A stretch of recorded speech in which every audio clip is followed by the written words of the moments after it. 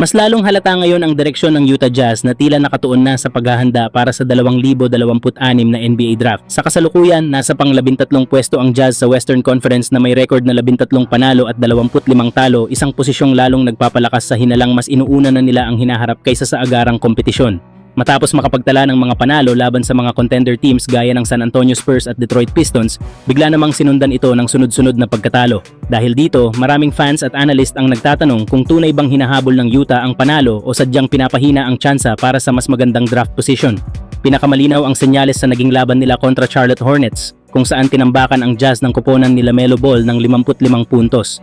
Sa larong iyon, siyam na manlalaro ng Hornets ang nagtala ng double-digit points, isang malinaw na indikasyon ng kakulangan sa depensa at intensity ng Utah. Dagdag pa rito ang panlalamig ng laro ni Keyonte George na inaasahang magiging all-star caliber player. Sa nasabing laban, 4 na puntos lamang ang naitala niya, malayong malayo sa inaasahan at lalong nagpalakas sa hinalang hindi na inuuna ng Jazz ang individual breakout ngayong season.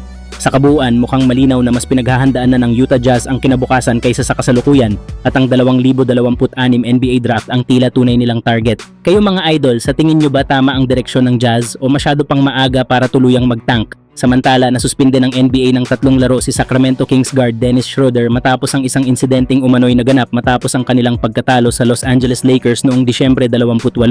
Ayon sa liga, hinarap at sinubukang saktan ni Schroeder ang isa pang manlalaro sa hallway ng Crypto.com Arena, dahilan para maglabas ang NBA ng parusa kahit makalipas na ang ilang linggo.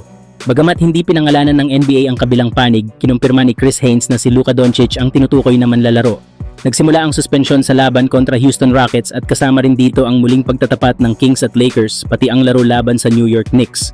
Nag-ugat umano ang tensyon sa naging trash talk ng dalawa sa mismong laro, kung saan tinira ni Doncic ang isang sensitibong issue sa career ni Schroeder noong panahon niya sa Lakers. Matagal nang itinatanggi ni Schroeder ang balitang may tinanggihan siyang 84 na milyong dolyar na kontrata, ngunit patuloy itong sumusunod sa kanya.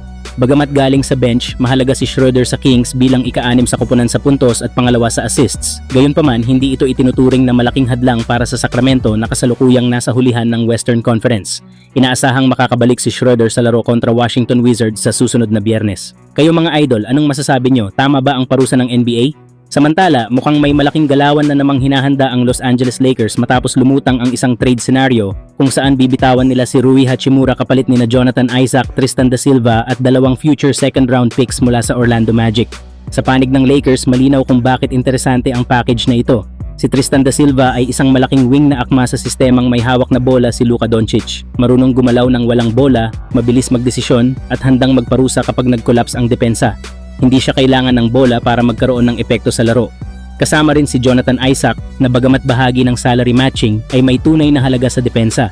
Isa siyang matchup defender na kayang mag-switch sa wings at magbigay ng rim protection sa tamang minuto. Eksaktong klase ng depensibong piyesa na hinahanap ng Lakers sa mga dikitang laban. Para naman sa Orlando Magic, si Rui Hachimura ang makukuhang sagot sa pangangailangan nila ng instant scoring at spacing sa wing. Isang plug-and-play forward na kayang isalang agad at magbigay ng mas maluwag na opensa para kay Paolo Banchero. Sa kabuuan, ang Lakers ay tumataya sa mas swak na fit kay Luka habang ang Magic ay naghahabol ng mas balanseng opensa ngayon.